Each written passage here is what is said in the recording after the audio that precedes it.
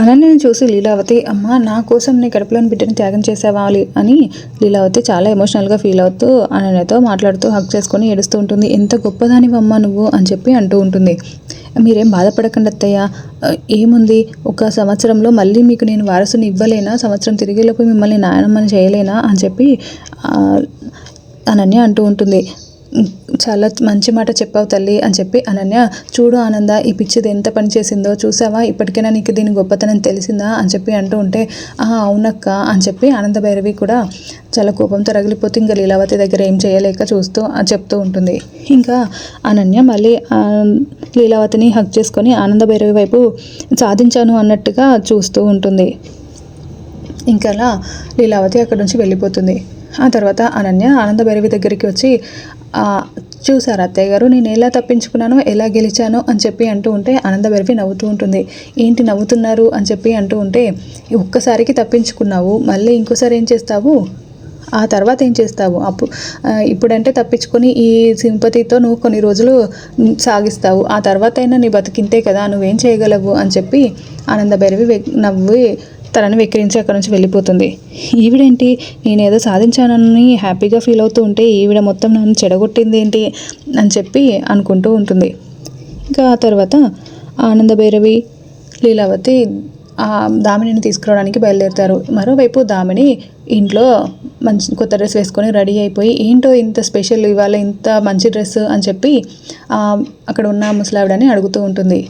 నీకు ఎప్పటి నుంచో మా ఎవరు నేనెవరు అని అడుగుతున్నావు కదమ్మా, ఆ విషయం చెప్పాల్సిన రోజు వచ్చింది అని చెప్పి అంటూ ఉంటే, నిన్ను తీసుకువెళ్ళడానికి మీ వాళ్ళు వచ్చారమ్మా, కొన్ని కారణాల వల్ల నిన్ను ఇలా దూరంగా పెంచాల్సి వచ్చింది, నిన్ను తీసుకువెళ్ళడానికి వస్తున్నారు ఇవాళ మీ వాళ్ళు అని చెప్పి ఆవిడ చెప్తూ ఉంటుంది.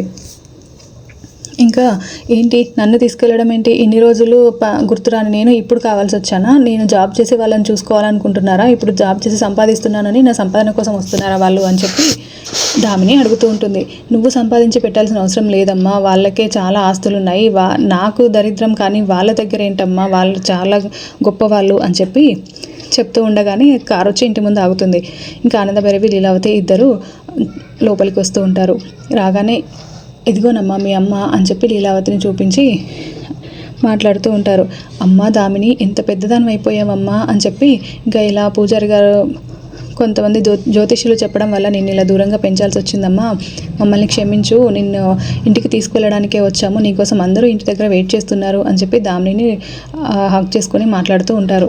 ఇంకా దామిని ఏమో ఆ లీలావతి వేసుకున్న నగలు, ఆనంద భైరవి వేసుకున్న నగలు చూసి, వీళ్ళ నగలు మామూలుగానే ఇన్ని ఉన్నాయంటే ఇంట్లో ఇంకెన్ని ఉంటాయో, అంటే నేను రిచ్ కిడ్నే అన్నమాట, వీళ్ళే ఇంత రిచ్గా ఉన్నారు అని చెప్పి మనసులో అనుకుంటూ ఉంటుంది.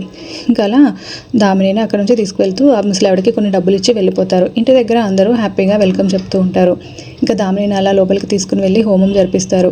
ఇంకా పూజారి గారు, ఈ హోమంతో ఉన్న దోషాలని తొలగిపోయాయమ్మా అని చెప్పి చెప్తారు. అమ్మ చెల్లమ్మ ఇప్పుడు కేక్ కట్ చేయాలి అని చెప్పి దర్శనం చెప్పడంతో సరే అని చెప్పి కేక్ అక్కడ రెడీ చేసి పెడతారు.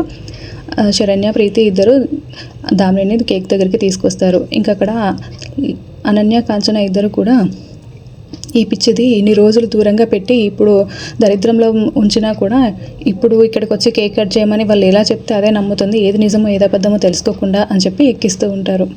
ఆ మాటలు విని దామినికి చాలా కోపం వస్తూ ఉంటుంది. దామిని అలా కోపంతో కేక్ని పిచ్చి పిచ్చిగా కట్ చేస్తూ ఉంటుంది. ఆనంద భైరవి చాలా షాకింగ్గా చూస్తూ ఉంటుంది.